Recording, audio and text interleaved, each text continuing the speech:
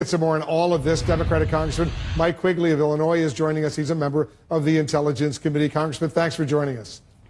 Thank you. Busy day. It appears that a source is now pushing back on the idea that Robert Mueller is facing any sort of pressure on the timeline of his investigation. What do you make of that?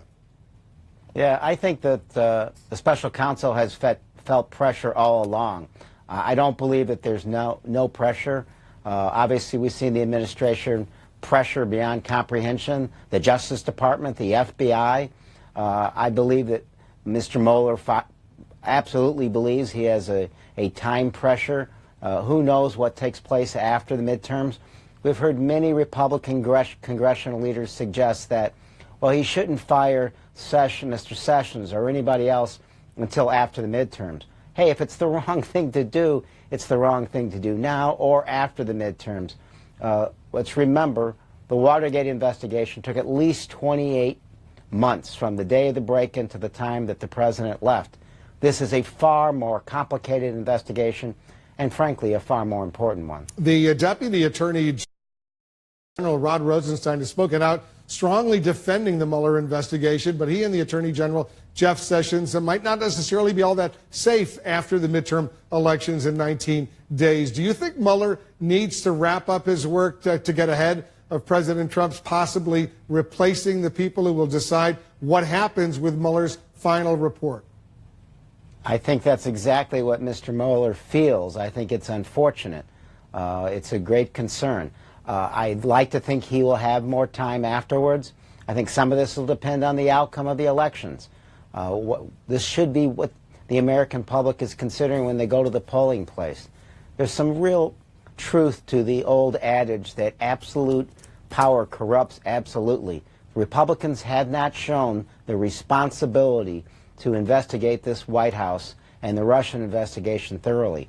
The House Republicans have shut down the investigation. So be a mind of this, folks. This stuff really matters. The Republicans haven't shown the willingness to truthfully find out what took place.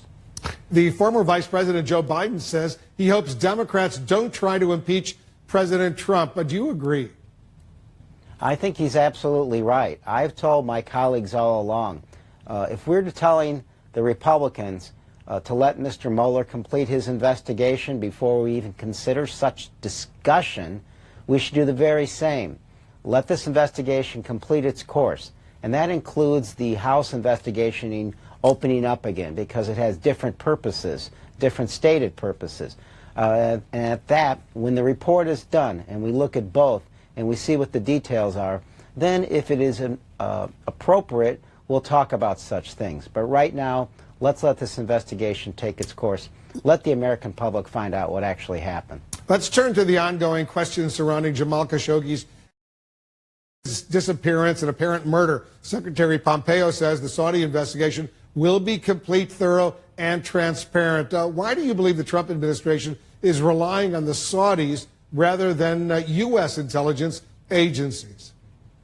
I have no idea why the administration nor the president is acting as sort of a quasi-legal counsel for the Saudi government.